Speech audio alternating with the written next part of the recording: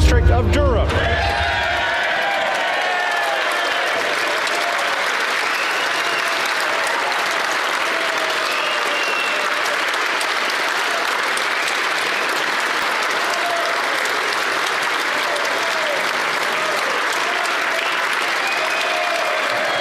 Mr. Speaker, it is an honor to present to you JAMIL JIVANI, the honorable member for Durham. He has taken the oath, signed the roll, and now takes the right to claim his seat. Honorable member, take his seat. Hey gang, what's up? Just Aaron right here at Question Period Canada. So I had no idea what was going on the other day when they were introducing a new member to the House of Parliament. But my, oh my, this JAMIL JIVANI, he is something else, guys. In his introduction to the House that he was making on behalf of himself, it was incredible, man. Let's check out this video. We get to know him pretty well. I get the feeling politicians are hard to trust. I like this guy though. Let's take a look at what he's saying, see if it makes any sense to you. Honourable member for Durham.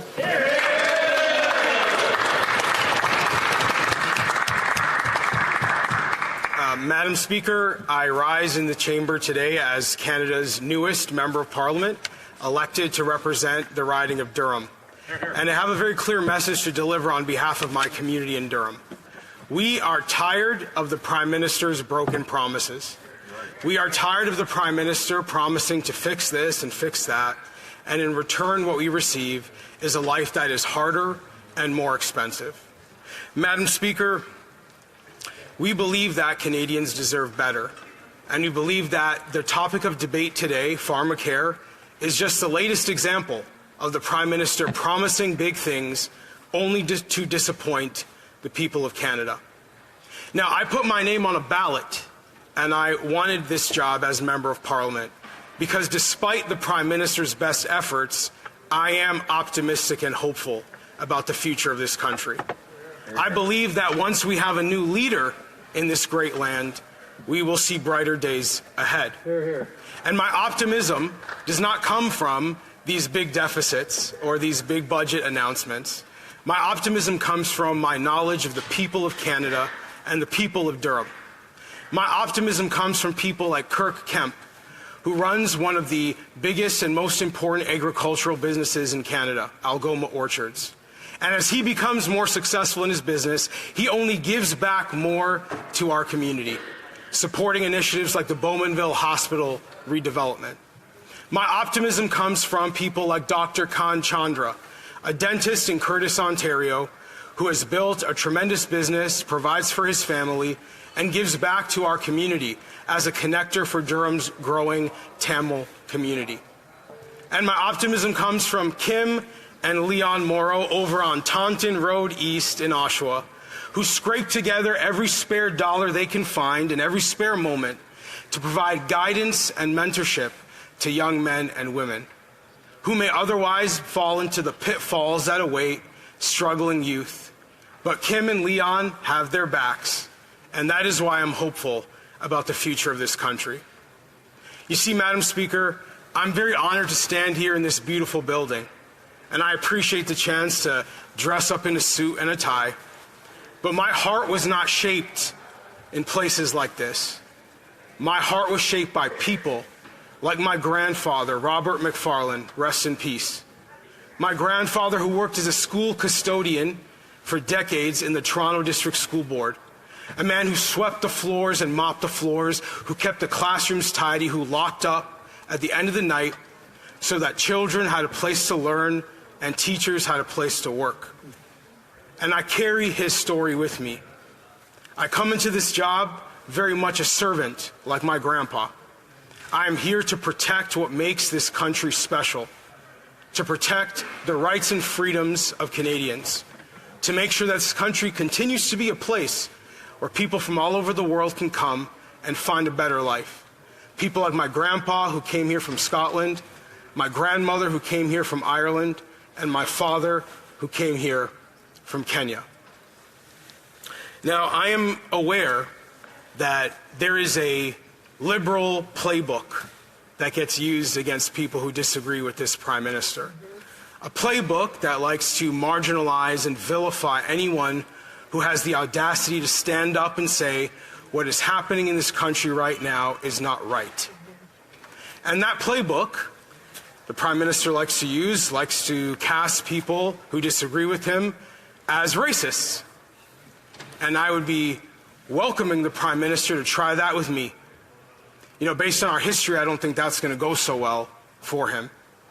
But I also believe that he is completely out of touch with the needs and desires, the hopes and dreams of our very diverse country and the diverse communities like the one I represent in Durham.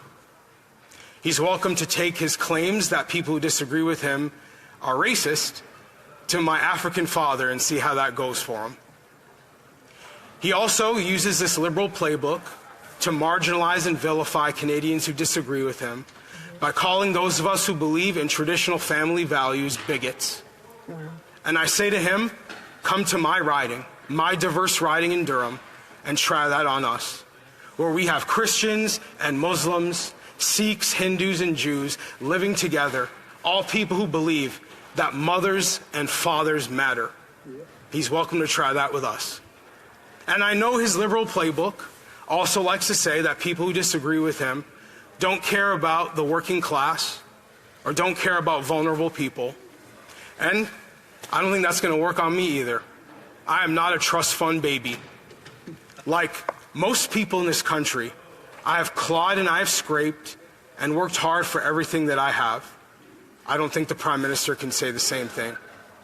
And the reality is this. He's welcome to try that message on people like my mom. She'd love to have a conversation with him. A woman who raised 3 children by herself. 68 years old, sorry mom. Continues to work hard every day because she cannot afford to retire in this NDP liberal economy. The liberal playbook is not going to work. They can try their greatest hits. Tune up the guitar. Tune up the banjo. The greatest hits aren't hitting anymore. And I'm here to deliver that message very, very clearly on behalf of my community in Durham and anyone else in this great country who is unhappy with what is happening and frustrated to feel like they are not able to say what is happening in their hearts and their minds, do not feel validated and affirmed by the reality they experience, not being echoed by many of the institutions across this country who have bought into a narrative that simply does not reflect reality. Now, with the remainder of my time, I'd like to also deliver a message to any young men and young women across this country who might hear my words. My presence in this chamber is a glitch in the system. I'm not supposed to be here. When I was 15 years old, I failed the Ontario literacy test. I was labeled illiterate by the Ontario education system. But I'm here. At the age of 30, I was diagnosed with stage 4 cancer. I sat in a recliner with an IV in my arm pumping my body with chemotherapy drugs. I laid on a hospital bed as radiation lasers ran along my spine for months. But I'm here. I took on woke censorship from corporate Canada, looked him dead in the eye, and I'm here. And I've been the subject of hit piece after hit piece from liberal news media. And guess what? I'm here. Yeah.